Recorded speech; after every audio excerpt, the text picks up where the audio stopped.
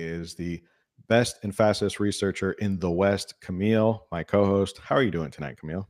I'm good. I'm good. We were just discussing this. You were saying your house is kind of cold, and I was thinking temperatures are dropping, but Democrats are melting right now in California. It Yeah, seems they're kind of what we're feeling going to the talk about. they're feeling the cold rebuke of California voters. How many puns can we make about cold and I, Democrats? I, really hope that we just hit every. I'm just kidding.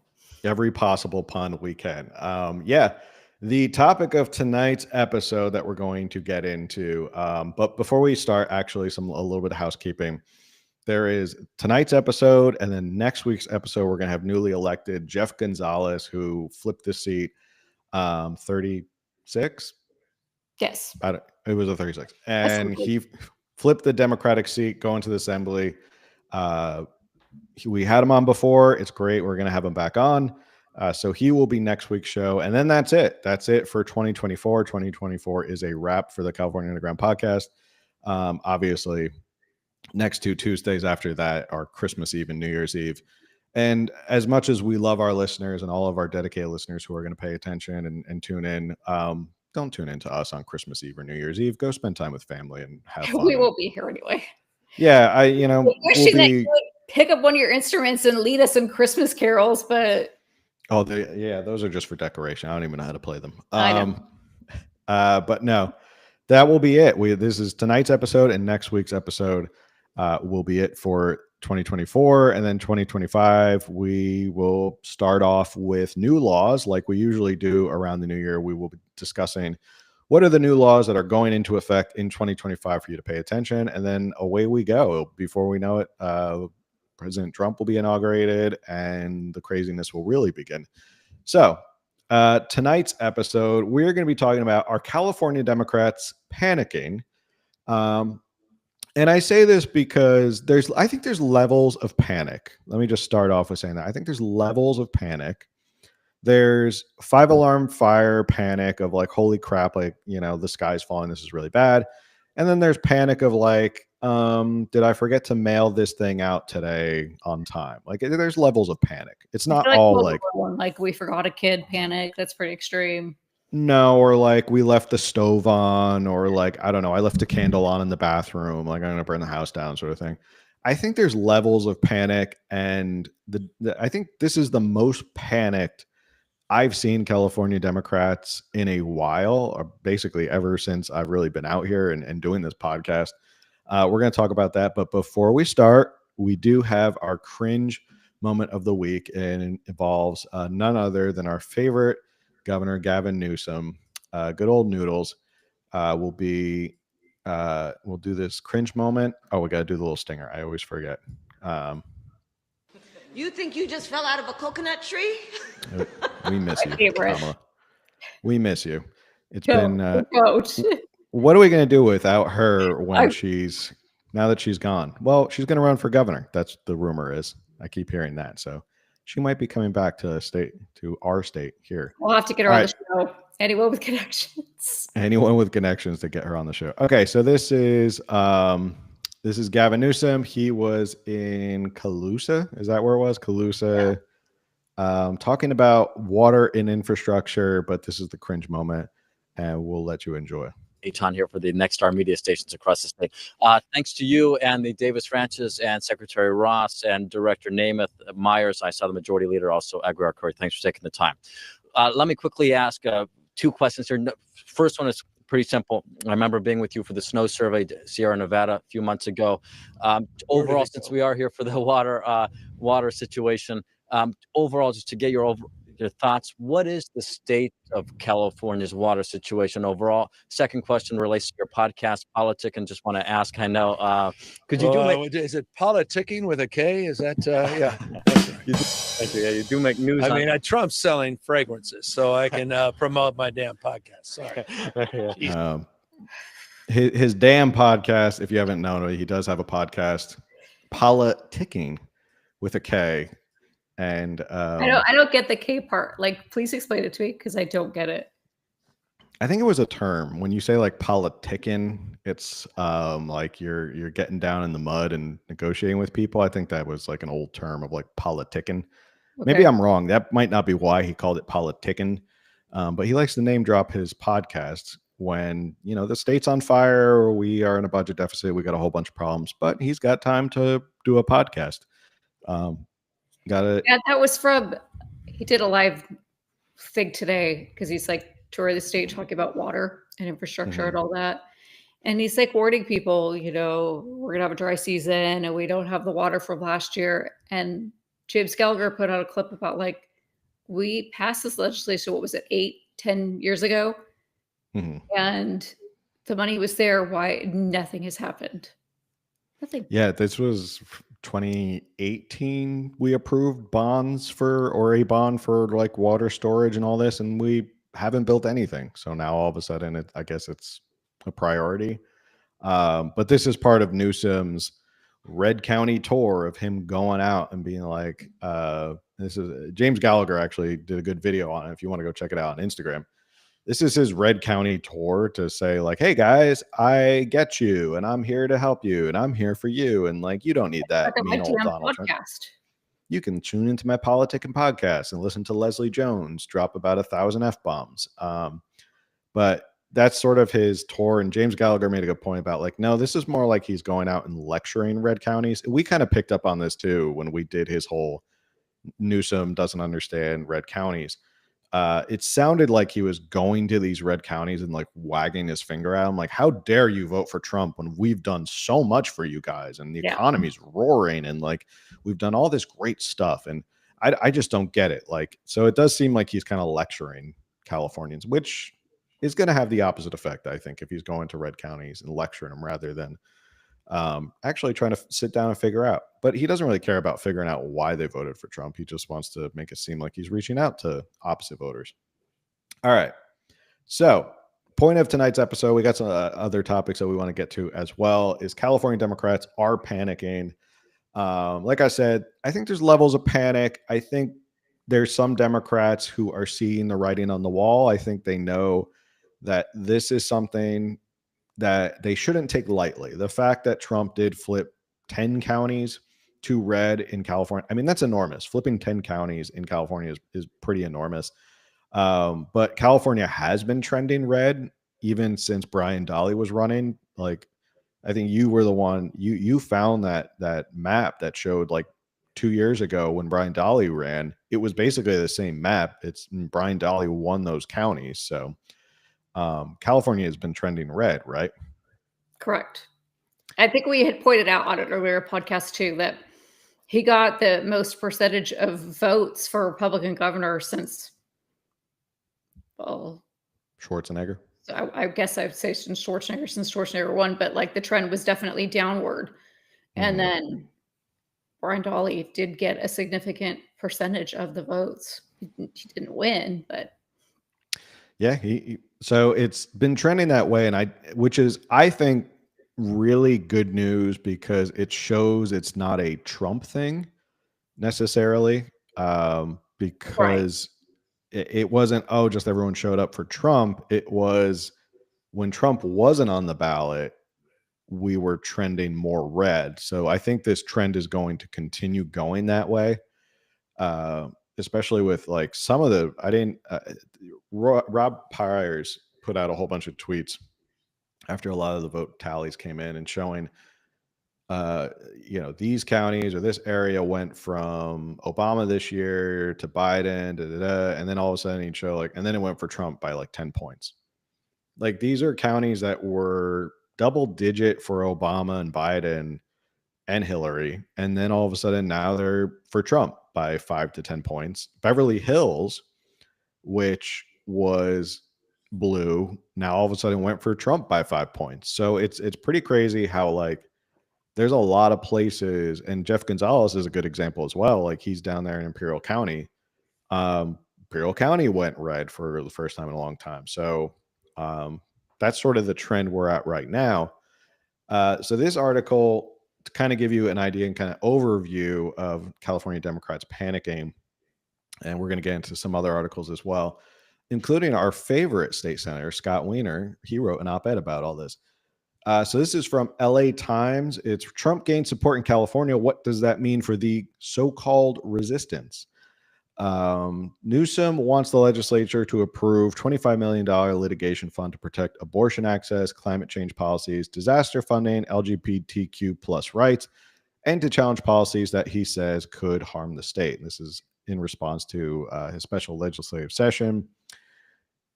But Resistance 2.0 is proving to be awkward. Yet Democrats maintain their supermajority in Sacramento, but support for Trump in California has undoubtedly increased. And Republican state lawmakers have called the special session and all the talk about Trump-proofing California mere political theater.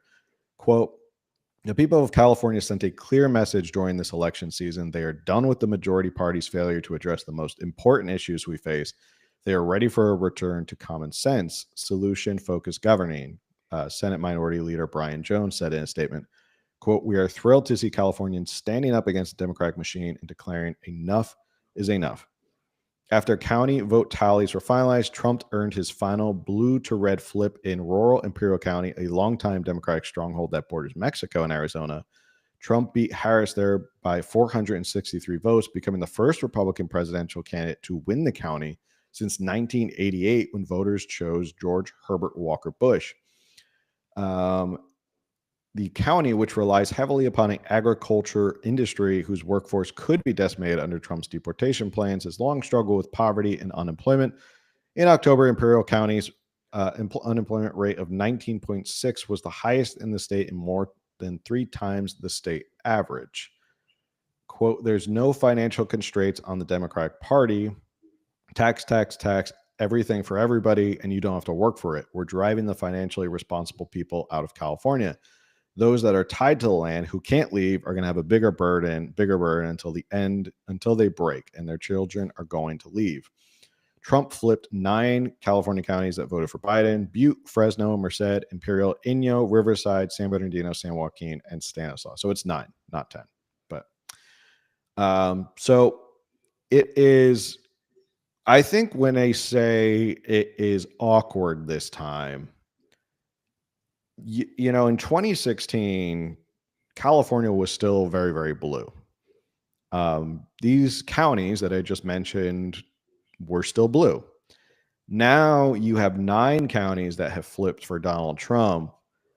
So it takes a little wind out of your sails to be the resistance when you got rebuked in your own state by your own voters. I think that is probably why this time around, this whole resistance idea is not coming off as strong, or it does kind of seem awkward or forced. Like Newsom's trying to be the resistance. You got Rob Bonta out there trying to be the resistance. Like we're going to talk about San Diego County is trying to be the resistance. There's not as much appetite for people having California be the resistance when the state is trending in the opposite direction of the resistance. Right. What are your thoughts? Right. Yeah. Well, do you know how many counties in 2020 out of the 58 voted for Trump? I don't know that number. Okay. Because that's like 9, flipping 9, that's like 15% of all counties. I didn't do the exact math. Nobody be like, oh, you suck at math. Yeah, I suck at math, but it's give or take, it's 15%. Yeah. But I'm curious how many counties then are actually red. But yes, I think, and I feel like we've discussed it a few times, that it does seem like the Democrat support, the extreme, it's like the liberal support it's waning. It feels like it's, like I've even mentioned, you know, like the Prop 36, as much as Gavin Newsom was so outspoken, you know, and he tried to strike it down, it overwhelmingly passed. I mean, it was like 70%, give or take. And that just kind of shows like his influence is, you know, earlier this year, he was able to, of course, the timing was interesting, but he was able to get Prop 1 passed, but then Prop 36 that he was so opposed to, overwhelmingly, it wasn't even close. No, I think his whole his influence and probably why he's so upset. So this is to give you an idea, because you asked about 2016. So this is what the map looked like in 2016 when he originally won. So lots of blue, but now This all is of blue, 'cause this all that middle stuff is now red. is now red. So Do you have 2020? I I don't know how can, many counties that is, but I think I can find that. may not be up yet since they've only have they even certified? So this is 2024. That is huge. Oh, So that's actually 2020 looks almost identical to what Hillary Clinton won, what Joe Biden won, but this is 2024. That is stark difference. Like that is a huge difference. yeah. Uh, But I have to look up the number later because I'm curious how many counties went. so you can get an exact percentage. Yeah, just because I'm curious. Um, yeah, I think we've talked about this before with Gavin Newsom. Why he was so against Prop 36 was not because I think he didn't think Prop 36 was maybe he didn't think Prop 36 was a good idea. I think it was an ego hit for him of, well, I'm telling you Prop 36 isn't good, and look at all these great bills I'm signing, and I'm working hard to stop retail theft, and it didn't budge the needle at all. Like it didn't move the needle. Basically, 70% of Californians were like, nope, voting for Prop 36. We're not listening to you. It was like such a strong rebuke of Gavin Newsom that I think has sent shock waves through him. And that's why I said, Prop 36 was the most consequential election of 2024 for Californians, is it really kind of sent a shock wave through the political establishment here in Sacramento.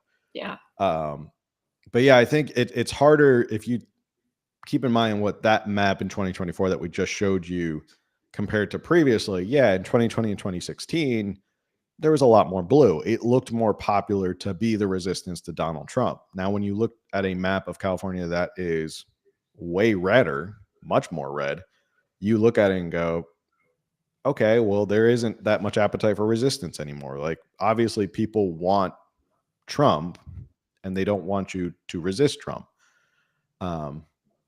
But You think, yeah, go ahead. how do I phrase this question? So this support, this turned red, do you think this is Trump or people tired of liberal extreme politics, extreme far left politics, or a combination of both? I think it's a little combination of both because, like we said, the map looked very similar when Brian Dahle ran for governor. So the state itself, when Trump's not on the ballot, is trending more red. I think it looked more pronounced, and it got more coverage and it got more legs because it was a presidential election, and the idea of like Trump flipping that many counties in California made a lot more headlines. But if we're looking at the historical trend right now, yeah, California is trending red. And I think there's more people who are getting fed up with Democratic policies. They're looking at everything kind of going like, it's too expensive. You tax us to death.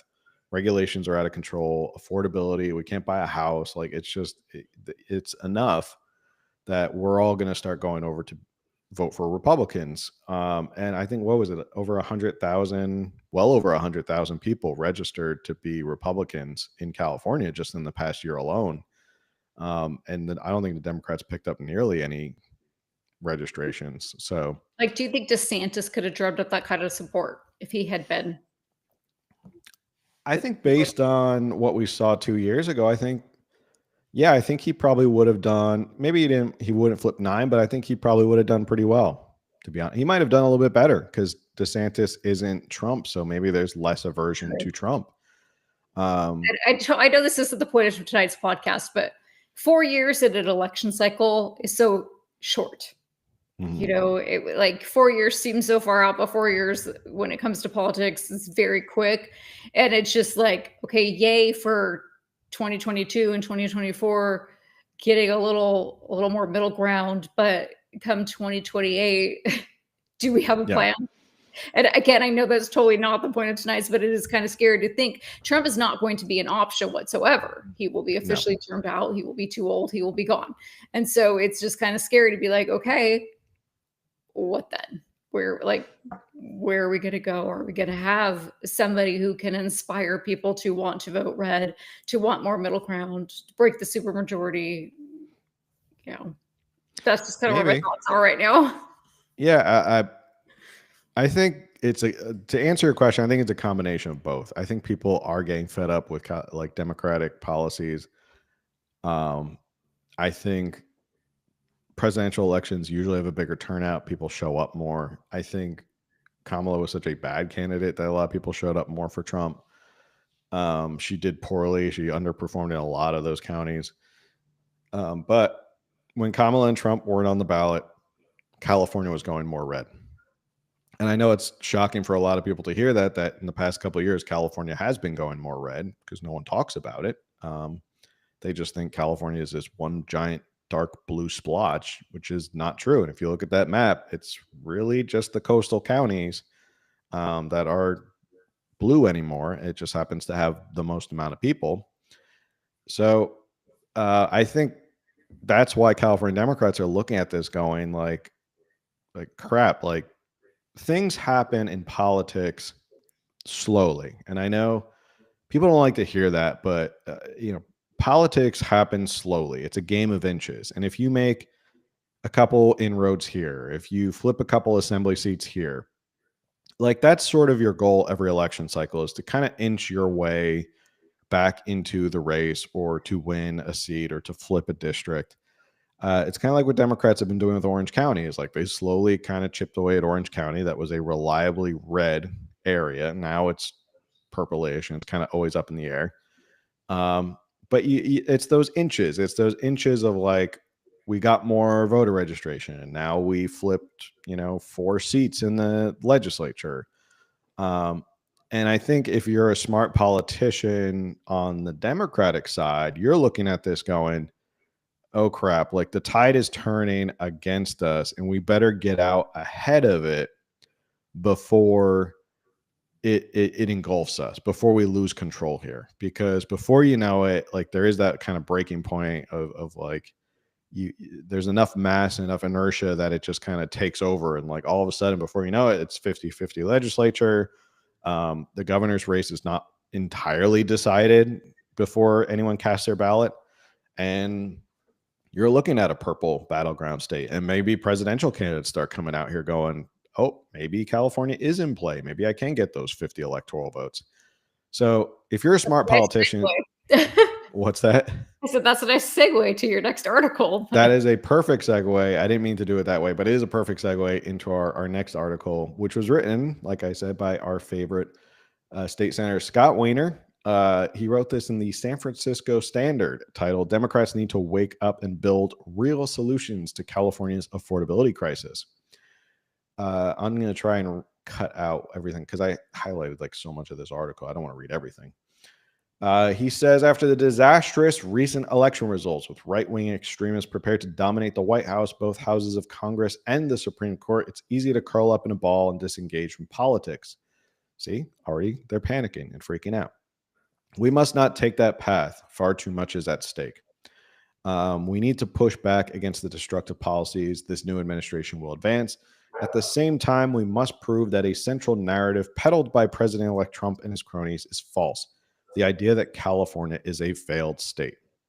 Like the rest of the nation, California faces real challenges from rising unaffordability. The success of the state depends on our ability to lower the most important costs facing households everywhere: childcare, healthcare, energy, transportation, and most of all, housing.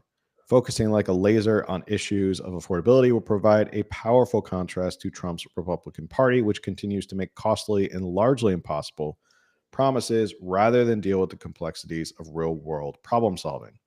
Democrats must distinguish ourselves as the party of results by focusing on governing well in the places where we hold power.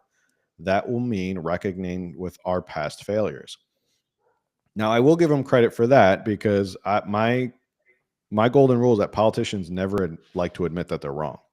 So having a politician say, we need to recognize our past failures, you got to tip the cap there and be like, okay. Yeah. I felt like he was very humbled in this article. Yeah. I don't know if he gets it, but he definitely he definitely is making the attempt. Time-consuming and expensive processes in California and other blue states have made it difficult to develop the things that reduce costs for people and improve their lives. Housing comes to mind most vividly.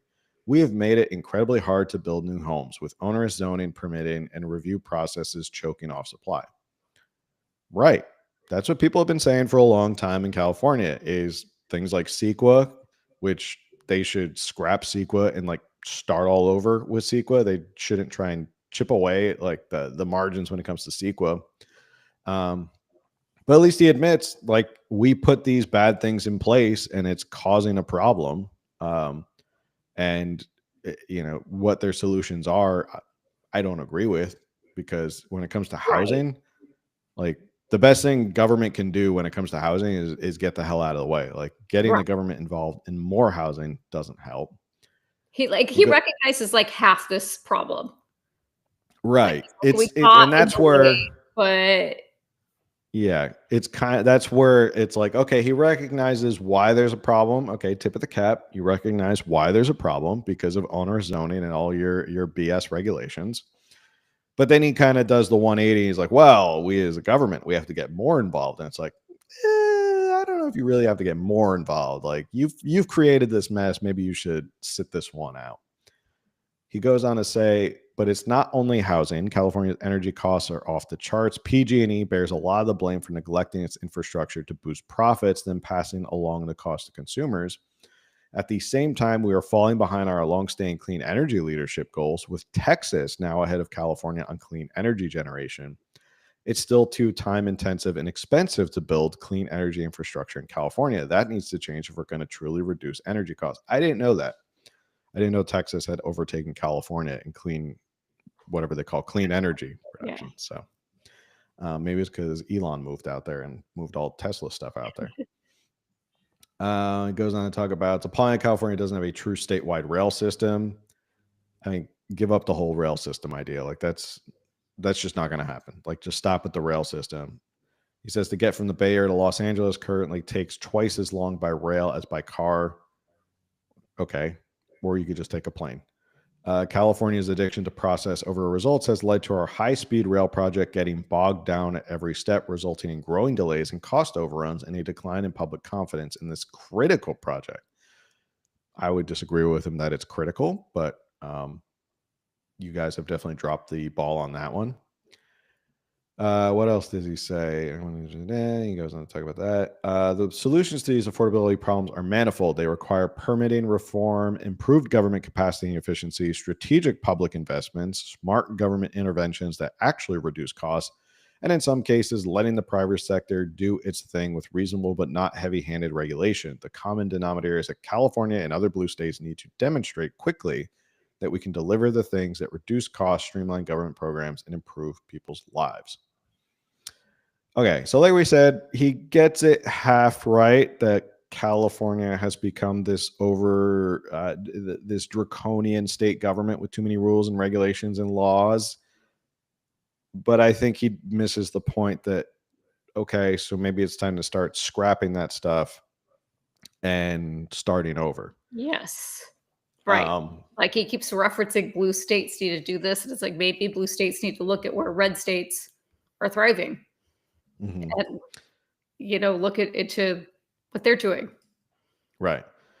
You know, he's never going to admit that like that is the answer because he does say something in the article about people who are going to call him out as like deregulation is bad. Oh, he goes on to say some people will object to this approach as, quote, deregulation, but it's not an either or proposition. We have reasonable regulation to protect public health and safety, workers, consumers, environment, without strangling our ability to deliver good things that benefit Californians. Again, it's like he's so close. Like he almost gets it that like there's too much regulations and we need to cut back and we need to cut the red tape. But he's trying to tiptoe that line of like, well, I don't want to call for too much deregulation because then a lot of my progressive supporters are going to be like, no, we need more government. We don't need less government. We need more government to run all of these things, which as we're seeing in California, it doesn't necessarily work because we've been annually or perpetually in a budget deficit. So having the government run everything is probably not the best idea. But he's close. But I think the reason this article, and this is why this article to me, when you sent it to me, inspired tonight's episode, because if Scott Weiner is talking like this about I didn't send this to you. You didn't send this to me? I thought I found it. I thought you sent it to me. This is Scott Weiner article? Oh no, okay. Maybe all I you. found it. Okay. Well, I can never remember. We send so much stuff back and forth in terms of articles and stuff that I forget. But when I saw this article, I was like, okay, if he's writing this, he's a deep blue, progressive San Francisco liberal. Right. If he's writing stuff like, hey guys, we may have too much regulation and we got to cut back and we got to streamline stuff. Then you kind of sit back and go, what's prompted him to take this stance? I mean, his seat's safe. He can be like as, progressive as he wants. Like, he's not going to get voted out. There's no challengers to Scott Weiner. But I think if he's recognizing the tide, like things are turning and voters are turning against them, that might be a signal that behind the scenes, they've had meetings about this. I bet you a lot of the higher ups in California Democratic politics have had meetings about how red this state has gotten over the past couple of years. And they're going, guys, what are we doing here? Like, they're turning against us. Like, we're not as solidly blue as we once were. And if we're not careful, like, it's going to become a purple state in the next couple of election cycles. So that's why this article to me is like, he's there. He sees the problem, but he whiffs on the solutions. He doesn't really offer a lot of solutions anyway. He just kind of says like, well, it's just more government. It's more government, but it's also like, hey, we did these things poorly and inefficiently, so the government has to get better at doing these things more efficiently. And it's like, your first problem is assuming that the government's going to do anything more efficiently and better. So, hold on. Oh, hey, what's up, everybody? Yeah, there's a lot going on in the chat. There's a lot going on in the chat. What's going on, everybody? Thank you for tuning in tonight. Let us know your thoughts about Scott Weiner. Answer the question, do you think Californian Democrats are panicking? Let us know in the chat. There was a video. Let me pull that up. Let me know your thoughts while I pull up this video. Not the chat. I was talking to you. This is reminding me of that movie, A Bug's Life, where the cockroaches, have you guys seen that movie? The cockroaches are like controlling the ants, and the ants are working for the cockroaches and getting all the food for them and everything. And then the ants finally decide to rise up, and they're like, wait, why are we doing this for the cockroaches? And I don't know why, because it's such a weird extreme. But it's just kind of reminding me of like the liberals, the extreme far left, are like the cockroaches who are like, you will do as we say. And all of a sudden the ants are like, wait a second, your way's not working for us. Right. And they just, it's really random. I know. No, it's not random, because I feel like I've seen that memed like so many times of like the ants figure out like, wait a second, there's 10 of us to one of them. Like, why are we taking all their orders? And they're hurting us. Their orders are literally hurting us. They're killing us. Yeah. And yet that's a good way to put it. I think it's a good way to put like what's happening in California is a lot of people are like, wait a second, it is way too damn expensive to live here, and you guys are not making it better. So we're going to start voting for Republicans and see what happens. So this is a video from the San Jose mayor. He had something to say, and he kind of went after Gavin Newsom for his special legislative session. So not every Democrat is on board with what Gavin's doing. It's interesting. He doesn't seem to have a lot of support of his own party in California. They seem to kind of roll their eyes at old Gavin doing what he's doing. So we'll take a look. This is only like a minute long. So call a special session. They've talked about it as a Trump proofing of California. You think that's a wise use of time? Well, I think that the best resistance, if you want to call it that, is to make California work. Prove that what we're doing here is a model for the country going forward. That's where we've been For the last 50 years, we were the state that led the way. We innovated, we solved problems, we were the trendsetter, and now we're reacting. And I don't, sure, there will be things we can work with the Trump administration on. There may be places we have to push back, and there may be some legal battles, but the emphasis should be making our state the most economically vibrant and competitive, having the best public schools, getting everybody housed, controlling cost of living for working families. If we do that, I don't think we have to worry too much about what Trump does. And I think we will continue to lead the nation forward. But unfortunately, people aren't looking to us for leadership anymore. And that's a problem. Sounds like what you're saying is that you think the governor is focused on the wrong things. I think the Democratic Party in our state needs to get back to basics, listen to ordinary people about the issues that affect their daily lives, be honest that the policies and programs we have in place are not always delivering the outcomes we need. It's why I was an early backer of Prop 36. A huge issue in this state is. Yeah, so that you have the mayor of San Jose, also very liberal city, now also saying sort of the same thing that Scott Weiner saying, which is, hey guys, we have kind of screwed up here, and we have received the message loud and clear from voters that our policies are not hitting home anymore, and they are not beholden to us. They are not, they're not. We don't have all their votes locked up in perpetuity, and we have to do something about it. So will this mean like more Democrats are going to start moderating their positions? Maybe Prop 36 was that consequential, that people are going to start moderating their positions, and maybe more Democrats are going to start moving more towards the right. Everything he said wasn't even extreme. Like, I think we all agree that we want public schools to do well. We want the cost of living to be affordable. We want people to want to live here and to have good jobs. Like, none of that is an extreme thought. None of that's like a far left or a far right. Like, yeah, it's the basics, like he said. Yeah. And I think that message is probably resonating really well with a lot of Californians of like, wait a second, we need to get back to public safety and communities are safe. We need to make sure education is doing well. We need to make it affordable. We need to make sure there's a good economy here that works for everybody. And we've gotten too far off track. And now there are Democrats like in LA, like we talked about last week in terms of sanctuary cities, and we'll talk about what's going on in San Diego County a little bit, that are going the opposite direction. They are not listening to this, and they're going, no, we're going to double down on the crazy and the far left policies, and let's see how that works. I think they're shooting themselves in the foot, to be completely honest. I don't think it's great. It's a great look for them to run farther left because Donald Trump won the presidency and he won 9 more counties in California. I don't think running to the left is the way to do it. If Scott Weiner is saying like, hey guys, we need to figure this out and get better, and then you have the San Jose mayor who's going, hey guys, we need to get back to the basics.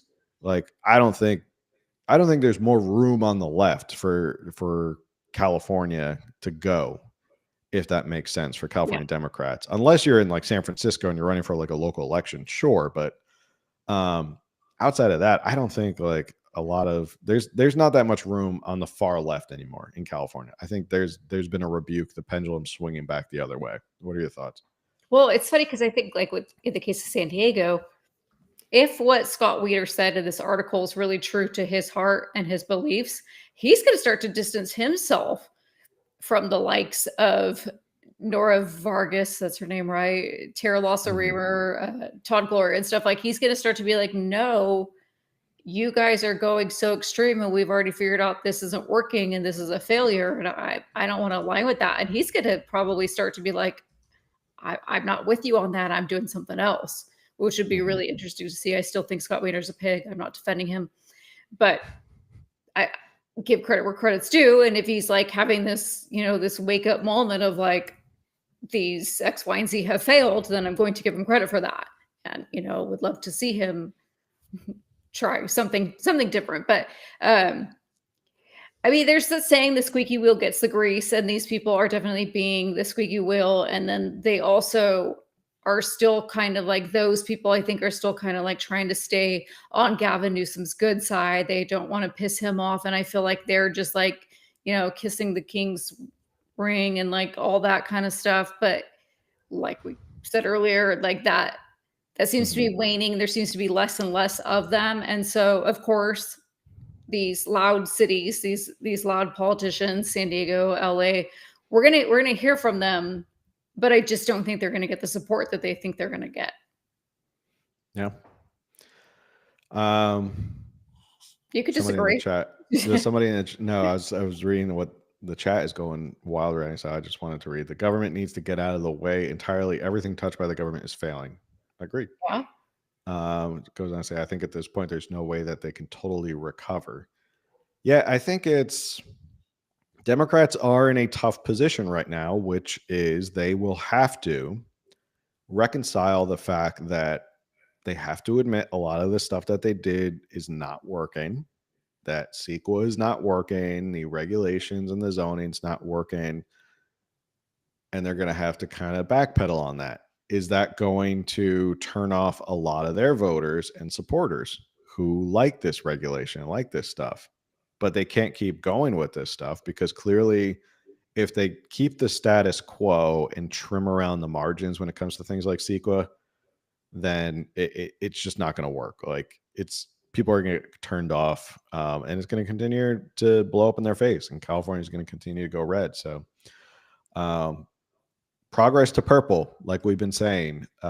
Speaking of Democrats who are panicking for other reasons, not because of the fact that it's going more red, I want to get to this story. And then there's one more story I want to talk about, which is breaking news as of today.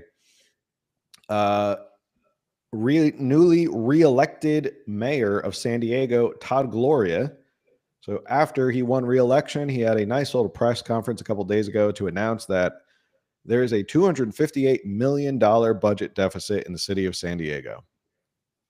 This is from the And you guys Times. are all at fault for not passing a new tax. Right. Yeah, at a press conference, he said because of the defeated Measure E sales tax increase, there was no option but to enact an immediate effort to save money. The immediate cutbacks outlined Wednesday include a freeze on all but the, quote, most essential hiring. I would hope. I'm sorry, this one made me laugh. I hope you're not hiring non-essential people who are not essential to the government running. Suspending all non-essential overtime. Again, I would hope all overtime is essential. What would make it non-essential? Pausing spending on travel and training. Where are you traveling to as a city of San Diego? Employee? I don't know. Reviewing capital projects and halting new construction, pausing the Civic Center revitalization proposal, renegotiating or terminating some city leases, seeking to monetize the use of some city facilities such as Golden Hall. I had to look this up because I was like, what is Golden Hall? I actually had no idea what Golden Hall was, and I live here in San Diego. Golden Hall is part of that area down where City Hall is. It's near the Civic Center. It's an indoor arena and is built in, I had to look this up on Wikipedia. It was built in 1964. Today, it is primarily used as a homeless shelter. Oh, okay. It was built in 1964 and opened in 1965. Is that near the waterfront? No, it's in downtown on B Street. Golden Hall has been the host of many concerts, events, and athletics. Legendary musical artists Bob Dylan, the Rolling Stones, Ozzy Osbourne, Grateful Dead Boston, Pink Floyd, and B.B. King have all played at the venue. And then in 73 to 74, Golden Hall was the home to the San Diego Conquistadors of the American Basketball Associations. Conquistadors, nicknamed the Qs, were coached by Basketball Hall of Fame player Wilt Chamberlain. And they had a record of 37 and 47. Okay. So, there's your fun fact about San Diego. So they didn't, like, when the official NBA came about, they didn't make it to that? Yeah, they tried to jump to the NBA. It didn't quite work out. But there used to be the Clippers down here in San Diego. The Clippers started down here. So But yeah, Golden Hall getting leased out for monetizing. Todd Gloria goes on to say, since the beginning of my administration, I've focused on 4 key priorities, and it looks like you failed at all of them with the way the Yes. budget deficit is. Keeping San Diego safe, fail. Addressing our homelessness crisis, fail. Building more homes and fixing our roads, fail, because the government's not building any more homes. These priorities will not be changing, Todd I Gloria don't want said. to dox you, but didn't you just have a shooting outside your work recently? Yes. Yeah, there was a double homicide in downtown not too long ago. Literally saw everything from our office window. So, but that was that was a weird story. I don't know if that was just because that was like a lover's quarrel or something. Oh, right. But yeah, I mean, the fact that that happened, and there's tons of police sirens that you hear all the time in downtown. It's not necessarily the same. I wouldn't choose to go to downtown. Let's just put it that way. If I had a choice of like where to go for like a dinner or a drink, downtown would not be No. the spot. It's funny because you and I don't talk on the phone often. It's usually on a Tuesday prior to the podcast, and I'll say something like, "Hey, I want to run over something about the show tonight. Can you call me on your way home?" Mhm. And you'll call me, and I think almost every time, which again, this isn't often, we're not often on the phone, but every time there'll be sirens, and you're like, "Oh my god, what drama is happening right now?" Oh, it's always Like, yeah, there's always something, especially because I'm driving back from downtown. There's always a siren or something happening. Let's see. Todd Gloria, in questioning the potential additional revenue sources, Gloria said fees for trash pickup might generate $70 million. That's a lucrative business. In preparing for the next budget, which would begin on July 1st, city departments will be asked to budget from scratch. do you guys Which- you like contract with the trash company? Yeah, it's Republic and somebody else. I don't know, but So- we had a I was trying to figure out why the city makes money off this, and I don't know how it works in my city. So, but then they are very big trucks, and they will destroy the roads. So it's like, Yeah. actually, it's fair if they pay like a certain amount of tax or something to cover that. That makes sense. But maybe. Yeah, I don't know the economics of how that actually works, but I guess they make a ton. I mean, and if you look at all governments nowadays, like everything is contracted out. Like there's not a lot of city services that are still run by the city. Like you look at like garbage is contracted out. A lot of maintenance is contracted out. Like it's not a lot that they actually do themselves because they kind of recognize like, okay, the private sector, it's cheaper. Well, maybe it's not cheaper because they run up the contract fees because it's the government.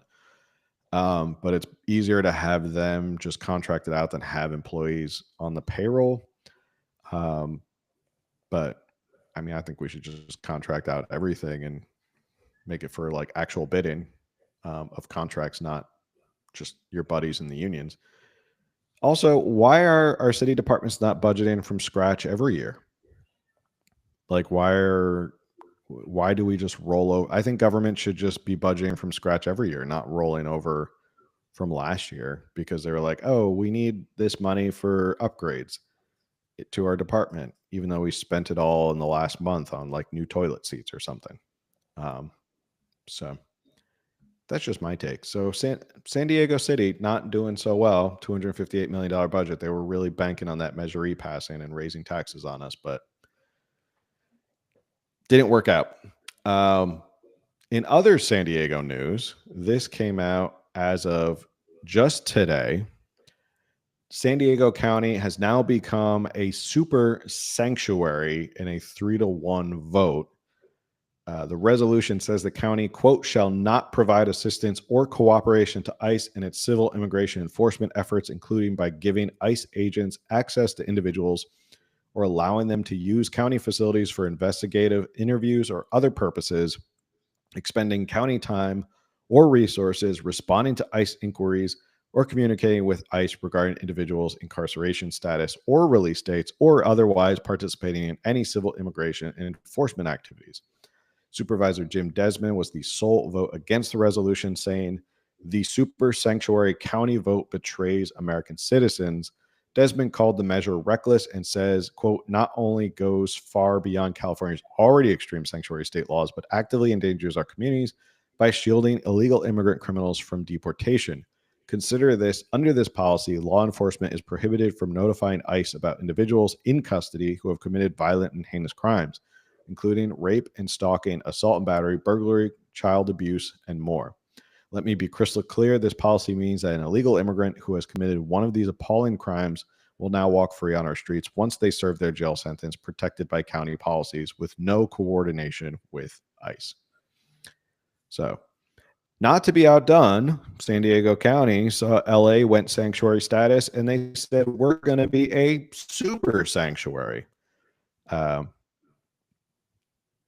surprising. Nora Vargas, Tara Lawson-Remer, who's the other girl? I can never remember. I think she's my supervisor. I can't remember. Monica, blah, blah, blah. I can't remember her name. Not important, but that's where we're at.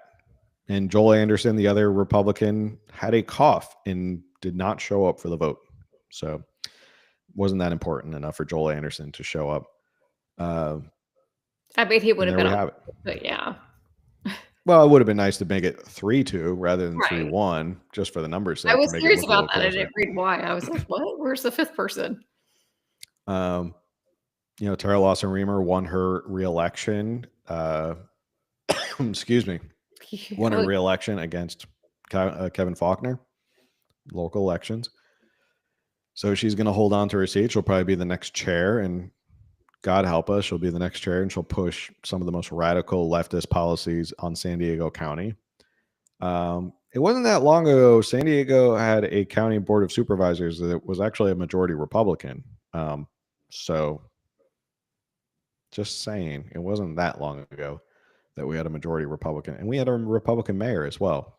Imagine that, a Republican board of supervisors and a Republican mayor all at the same time. There's hope for the future. Just wasn't No. this time. Maybe not with our local party the way it's going, but that's a whole nother episode. So that's it. That's breaking news. As of now, San Diego County is becoming a super sanctuary. Don't want to work with ICE. Again, I don't know why, but that reminded me of the supersize commercials of the McDonald's in the 90s. Mm-hmm. But like, you don't just get your combo, you could supersize it. I just felt that way, like, oh, San Diego, they're just like, not only are we a sanctuary city, we're a super sanctuary city. We're a super sanctuary city. I don't know if this is going to work. Like you kind of round off the whole episode, this is them going farther to the left. And I'm not sure if this is a good idea for San Diego politicians. Now, if we had a local party that was competent and not run by a bunch of cronies and bootlickers, it'd be great. But unfortunately, we don't. So getting a lot of these people out might be a little bit of a challenge. But again, I think there's going to be enough people in San Diego County. Actually, the biggest shift of Republican votes in San Diego County, I think, actually came from South Bay, which is a largely Latino population. So interesting to note there. Yeah. I'm also interested to see, I know Jim Desmond came out and said, like, look, I'm not going to quit fighting on this. Like, and I think he said in his words, like, help is on the way. Like, Trump will be elected and Tom Homan will come in. Like, he's going to work with the federal government to figure out what they can do or what they can do to kind of override a lot of this. But it will be interesting to see. I don't think Tom Homan, from what I've seen, I don't think he's going to take this laying down. And I don't think he's just going to throw up his hands when it comes to California and just go, all right, you guys declared yourself a sanctuary state or sanctuary city. I guess I can't do anything. We're just going to leave Oh, that board shucks. alone. Darn. I guess I'll just, it looks like you guys got it under control. I'll just go back to DC and figure out what I'm going to do. It's going to be a fight. It'll be interesting. But so, moral of the story, I think a good way to kind of to summarize the entire episode before we log off. We have two sets of California Democrats who are panicking. We have those who are actually rational, and going, hey guys, maybe Oh, we you need did to not actually. just call Scott Weiner rational. I know. I said that, and I'm like, I can't believe I'm putting Scott Weiner in the rational category. Unfortunately, he was in the rational category. This time, he's not always in the rational category. I was going to list off like some of the stuff that he talks a big game about making government efficiency and tackling all these issues, but I actually pulled up like legislation that he enacted or that he introduced. The first one at the top of the list supports refugees and those granted asylum by extending the base number of days they're entitled to case management from 90 to 80, improve street safety by requiring speed governors in new vehicles, allows adults over 21 to use certain psychedelics. So, the important things, right? Like Scott Weiner said. Yeah. So, I think there's a group of California Democrats who are going, hey guys, like they've made it pretty clear with Prop 36 and Trump flipping 9 counties. We got to figure out where we stand and like move a little bit to the middle or moderate, like the San Jose mayor. Now we have people in LA City and now San Diego County who have decided, screw that. We're going to go farther left and even more progressive.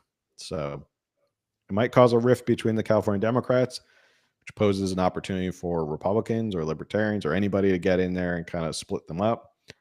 So I think for those who think that California is a lost cause, I would say don't count us out yet. Obviously, we're not done yet. We've come back from deep blue to more red, and it's getting redder every election cycle. So don't give up on California. What are your final thoughts? I agree. I always appreciate those comments. Glad I left. Okay, like I'm glad your life is working out for you, but I'm not giving up on California. It has much to offer. There's some horrible things going on, yes, but somebody has to stay and fight. And I don't consider myself like a fighter, but I hope that like through this podcast, we're able to at least educate some people on some things that are going on. And of course, I don't say that condescendingly, but I just hope that we're able to like, hey, you actually have a say in this. Your vote does matter, especially when it comes to local elections and stuff. And so that's my version of fighting, if you will. And of course, raising my kids to hopefully believe the right way. Hopefully I'm doing a good job there. And so yeah, I'm staying. And unless for some reason my husband's job, we need to go. I don't see that happening. But if Switzerland is calling us, then I'm gonna go to Switzerland. Unless, Switzerland's calling me now. I'm gonna go pack my bags. I'm okay with that.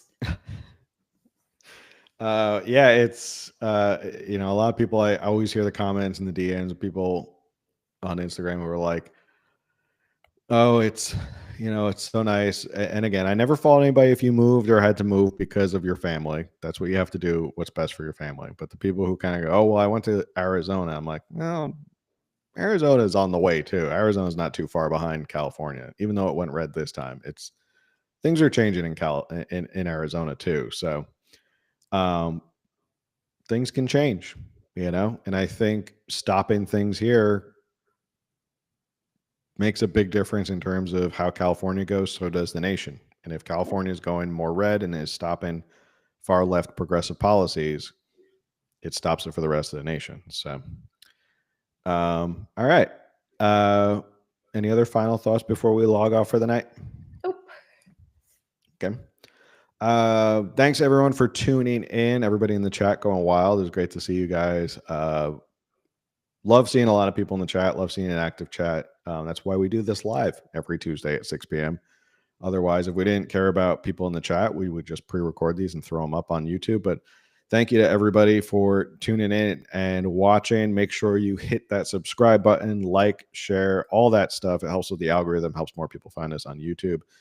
And the 100% honest to God free way to support this show, outside of if you want to go spend a little money on some merch, we do have merch, CaliforniaUnderground.live. You can go check out our shop there, is share the show, share it with people, tell them to check out our podcast. We're on Spotify, Apple, Google, all those places that you listen to podcasts. And we will see you next week for the last show of the year of 2024, and that will be a wrap. So thanks everyone, and we'll see you on the next one. Later.